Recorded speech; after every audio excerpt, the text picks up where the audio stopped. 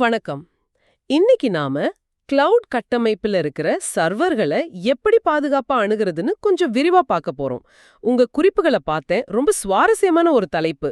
அதாவது பொதுவா நிறுவனங்கள் அவங்களோட EC2 இன்ஸ்டன்சஸ் அணுகிறதுக்கு ஒரு பாஸ்டியன் ஹோஸ்ட் இல்லனா ஜம்ப் சர்வர் பயன்படுத்துவாங்க. ஆமா. இதுதான் பல வருஷமா நடக்குது. ஆனா இதுல சில பெரிய சிக்கல்கள் இருக்கு இல்லையா? ஆமா, நீங்க சொல்றது ரொம்ப சரி. அந்த பழைய முறையில நிறைய பாதுகாப்பு அபாயங்கள் இருக்கு. முக்கியமா அந்த பாஸ்டியன் ஹோஸ்ட அணுக SSH போர்ட் 22 மாதிரி ஒரு வழியை நம்ம இன்டர்நெட்ல எப்பவும் திறந்து வச்சிருக்கணும். அது ஒரு திறந்த கதவு மாதிரி தானே? அதேதான்.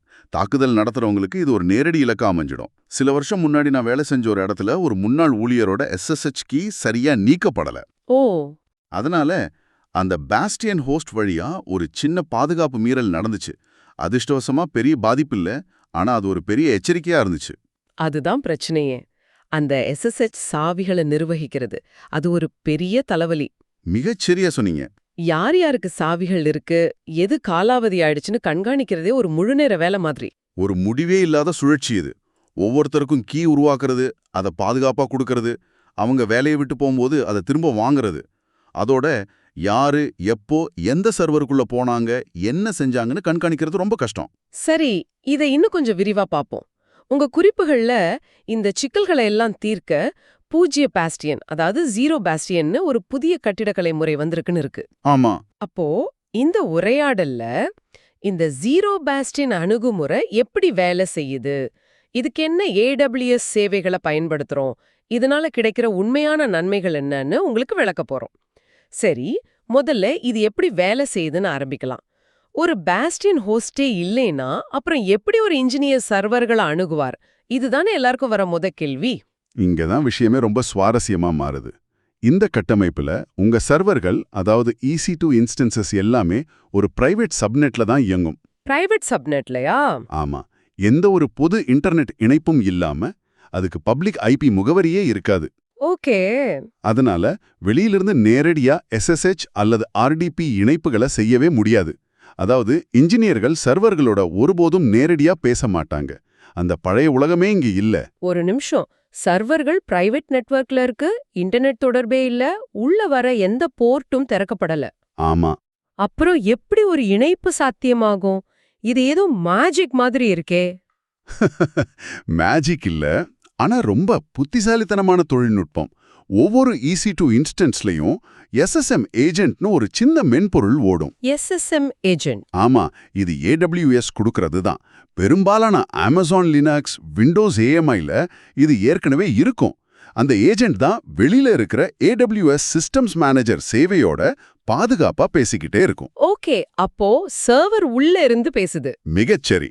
இந்த தொடர்பு அவுட்பவுண்டா மட்டும்தான் நடக்கும். நாம ஒரு இணைப்பை தொடங்க நினைக்கும் போது AWS சிஸ்டம்ஸ் மேனேஜர் அந்த ஏஜென்ட்டுக்கு ஒரு சிக்னல் அனுப்பும். உடனே அந்த ஏஜென்ட் உள்ள இருந்து வெளியே ஒரு இணைப்பை உருவாக்கும்.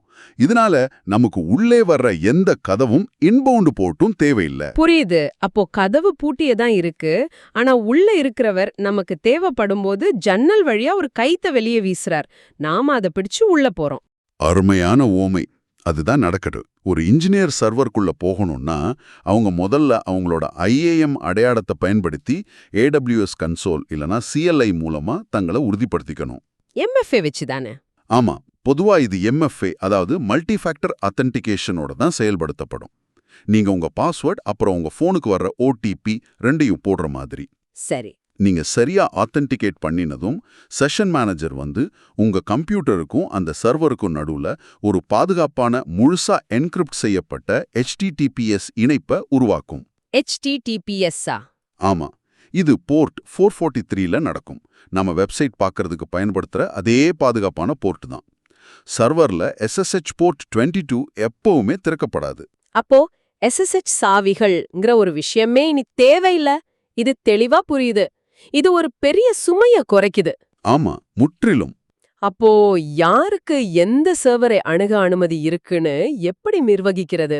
முன்னாடி SSH சாவிகள் மூலமா கட்டுப்படுத்தணும், இப்போ எப்படி? இங்கதான் இந்த அணுகுமுறையோட உண்மையான சக்தியே இருக்கு. யோசிச்சு பாருங்க, நம்ம பாதுகாப்போட அடிப்படை மனநிலையே மாத்துறோம். எப்படின்னு சொல்லுங்க. எந்த கதவை திறந்து வைக்கலாம்னு கேட்கறதுக்கு பதிலா சரியான ஆளுக்கு சரியான நேரத்துல ஒரு மேஜிக் சாவி எப்படி தோன்றோன்னு கேட்கறோம். இங்க ஐஏஎம், அதாவது ஐடென்டிட்டி அண்ட் ஆக்சஸ் மேனேஜ்மெண்ட் தான் அந்த மேஜிக் சாவி. ஓ, அப்போ அணுகல் கட்டுப்பாடு முழுக்க ஐஏஎம் மூலமா நடக்குது. ஆமா, மையப்படுத்தப்படுது. இது கேட்க நல்லா இருக்கு. ஆனா நடைமுறையில இது எப்படி வேலை செய்யும்? உதாரணத்துக்கு, ஒரு ஜூனியர் டெவலப்பர், ஒரு சீனியர் டெவலப்பர் இருக்கிறாங்க. அவங்களுக்கு எப்படி வித்தியாசமான அனுமதிகளை கொடுக்கறது? ரொம்ப சுலபமா செய்யலாம். ஒவ்வொரு சர்வருக்கும் ஒரு குறிப்பிட்ட ஐஏஎம் ரோல் ஒதுக்கப்படும். அந்த ரோல்ல Amazon SSM மேனேஜ்ட் இன்ஸ்டன்ஸ் கோர்னு ஒரு பாலிசி இருக்கும். சரி. அதுதான் அந்த சர்வரை SSM கூட பேச வைக்கும் அடிப்படை அனுமதி. இப்போ பயனர்களுக்கான அணுகலை அவங்களோட IAM பாலிசிகள் மூலமா ரொம்ப துல்லியமா கட்டுப்படுத்தலாம். டாக்ஸ் வச்சா? சரியா சொன்னீங்க. உங்க சர்வர்களை nv.production, nv.staging, app.finance இந்த மாதிரி டாக்ஸ் வச்சு வகைப்படுத்தலாம். இப்போ சீனியர் டெவலப்பர்ஸ் குழுவுக்கு nv.production டாக் இருக்கிற சர்வர்களை மட்டும் அணுக ஒரு IAM பாலிசி உருவாக்கலாம். புரியுது. அதே சமயம் ஜூனியர் டெவலப்பர்ஸ் குழுவுக்கு nv.staging டாக் இருக்கிற சர்வர்களை மட்டும் அணுக அனுமதி கொடுக்கலாம். ஓ, அப்போ ஒரு புது ப்ரொடக்ஷன் சர்வர் வந்தா அதுக்கு nv.production டாக் இருந்தா மட்டும் போதும். சீனியர் டெவலப்பர்ஸ்க்கு தானாவே ஆக்சஸ் கிடைச்சிடும். நாம ஒவ்வொரு தடவையும் அனுமதிகளை மாத்த தேவையில்லை. கரெக்ட். இன்னொரு படி மேலே போய் ஒரு யூசர் nv.production டாக் இருக்கிற சர்வருக்குள்ள போக முயற்சிக்கும் போது MFA கட்டாயமா பயன்படுத்தணும்னு கூட விதி அமைக்கலாம். பிரமாதம். இப்படி விதிகளை அமைக்கிறதுனால SSH சாவிகளை நிர்வகிக்கிற சிக்கலை நாம முழுமையா நீக்கிடுறோம். அணுகல் கட்டுப்பாடு ரொம்ப தெளிவா, மையப்படுத்தப்பட்டதா, தானியங்குபடுத்தப்பட்டதா மாறிடுது. புரியுது. அப்போ ஐஏஎம் விதிகளை வச்சு யார் உள்ள போகலான்னு முடிவு பண்ணிட்டோம். இது கோட்டையோட காவலாளி மாதிரி. ஆனா உள்ள போனதுக்கு அப்புறம் அவங்க என்ன செஞ்சாங்கன்னு எப்படி தெரிஞ்சுக்கிறது? அதாவது தணிக்கை பண்றது எவ்வளவு சுலபம்? இது இந்த அமைப்போட இன்னொரு பெரிய பலம். தணிக்கை செய்யறது முன்னாடி இருந்ததை விட மிக மிக சுலபம். எப்படி? ஒவ்வொரு செஷனும், அதாவது ஒரு யூசர் சர்வருக்குள்ள நுழைஞ்சு வெளியே வர்ற வரைக்கும் நடக்கிற எல்லா செயல்பாடுகளும், ஓகே, அதுல அவங்க இயக்குற ஒவ்வொரு கமாண்ட் உட்பட எல்லாமே தானா CloudWatch லாக்ஸ் இல்லனா S3 பக்கெட்ல பதிவு செய்யப்படும். யார் லாகின் செஞ்சாங்க, எப்ப செஞ்சாங்க, என்ன கமாண்ட்ஸ் போட்டாங்க, அதோட அவுட்புட் என்ன, எல்லாமே பதிவாகும். சரி. எல்லா நடவடிக்கைகளும் பதிவாகுது. ஆனா அந்த பதிவுகளோட அளவு ரொம்ப அதிகமா இருக்குமே. ஒரு பெரிய நிறுவனத்துல ஆயிரக்கணக்கான சர்வர்கள் இருந்தா அந்த லாக்ஸ் ஆராய்வதே ஒரு பெரிய வேலையா ஆகிடாதா? இது ஒரு சரியான கேள்வி. ஆமா, டேட்டா அதிகமா இருக்கும். ஆனா அதை நிர்வகிக்கவும் கருவிகள் இருக்கு. என்ன மாதிரி? CloudWatch லாக்ஸ் இன்சைட்ஸ்னு ஒரு சேவை இருக்கு. அதை வச்சு அந்த லாக் டேட்டாவை ரொம்ப வேகமா தேடலாம், பகுப்பாய்வு செய்யலாம். உதாரணத்துக்கு, கடந்த 24 மணி நேரத்துல யாரெல்லாம் சூடோ கமாண்ட் பயன்படுத்தினாங்க, அல்லது யாராவது RM-RF மாதிரி ஆபத்தான கமாண்ட் போட்டாங்களா, இந்த மாதிரி கேள்விகளுக்கு நொடியில விடை காணலாம். ஓ, அப்படியா? இன்னும் சொல்லப்போனா இந்த லாக்ஸ Splunk அல்லது டேட்டாடாக் மாதிரி மூன்றாம் தரப்பு கருவிகளுக்கு அனுப்பி அங்க எச்சரிக்கைகள், அதாவது அலர்ட்ஸ் கூட அமைக்கலாம். அதனால தடம் இருக்கிறது மட்டும் இல்ல, அந்த தடத்தை ஆராய்வதும் சுலபமாகுது. இது சர்வர்களை நேரடியா அணுகிறதுக்கு மட்டும் இல்லைன்னு உங்க குறிப்புகள்ல படிச்சார். டேட்டாபேஸ் மாதிரி மத்த உள் சேவைகள் அணுகவும் இத பயன்படுத்த முடியுமா? நிச்சயமா. இங்கதான் SSM ஓட இன்னொரு மேம்பட்ட திறனான போர்ட் ஃபார்வர்டிங் வருது. Port forwarding? ஆமாம்.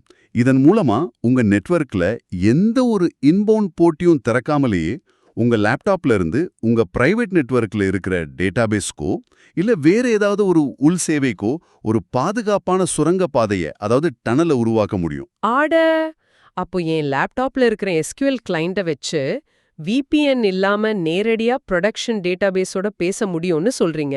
இது ஒரு பெரிய விஷயம். ஆமா. பல டெவலப்பர்களோட வேலை இதனால ரொம்ப சுலபமாகிடும். ஒவ்வொரு தடவையும் VPN கனெக்ட் பண்ணி அதோட வேக குறைவை சகிச்சுக்க வேண்டியதில்ல. அதுதான் இதோட சிறப்பு. ஒரு உதாரணத்தை யோசிச்சு பாருங்க.